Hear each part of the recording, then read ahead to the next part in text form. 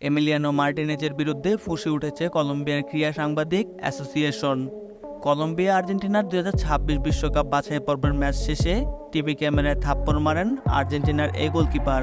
এ নিয়ে ফিফার কাছে মার্টিনেজের বিরুদ্ধে দৃষ্টান্তমূলক শাস্তির দাবি করেছে কলম্বিয়ার ক্রীড়া সাংবাদিক অ্যাসোসিয়েশন। সংগঠনটির পক্ষ থেকে বিবৃতিতে বলা হয়, ম্যাচ শেষে ক্যামেরাম্যানের প্রতি আর্জেন্টাইন গোলকিপার এমিলিয়ানো মার্টিনেজ যে আক্রমণাত্মক আচরণ করেছেন তা প্রবলভাবে প্রত্যাখ্যান করেছে কলম্বিয়ার সাংবাদিক সংগঠন। ক্যামেরাম্যানের যন্ত্রপাতি মাঠে ফেলে দেওয়া, বাক স্বাধীনতার প্রতি আক্রমণ, যা আমাদের সমিতির কাছে গ্রহণযোগ্য নয়। দেশের ক্রীড়া সাংবাদিকতার কর্তৃপক্ষ হিসাবে ফিফার কাছে এমিলিয়ানো মার্টিনেজের দৃষ্টান্তমূলক শাস্তির দাবি করেছে এই সংগঠনটি। তিনি নতুন প্রজন্মের কাছে উদাহরণ দেওয়ার মতো কিছুই নন। স্বাগতিক কলম্বিয়ার কাছে 2-1 গোলে হারের পর কলম্বিয়ার কয়েকজন ফুটবলারের সঙ্গে হাত মিলিয়ে মাঠ ছাড়ছিলেন মার্টিনেজ।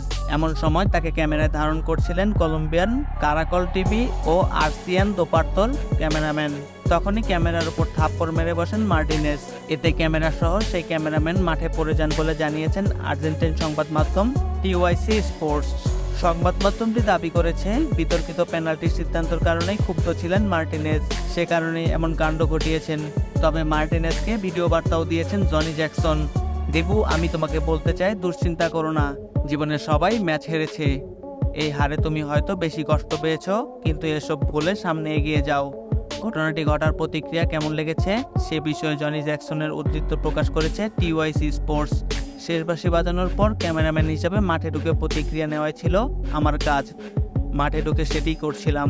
দীপুকে দেখলাম এক বদলি গোলকিপারের সঙ্গে হাত মেলাতে, তার কাছে এগিয়ে যেতেই আঘাত করে বসলো। এতে আমার খুব রাগ হয়েছিল, কারণ আমি তখন মাঠে নিজের কাজই করছিলাম। তার সঙ্গে কখনো ফুটবলও খেলিনি, কিন্তু কিছুই বলিনি। সে কেন আমার সঙ্গে এমন করলো, এটি আমার জানতে চাওয়া।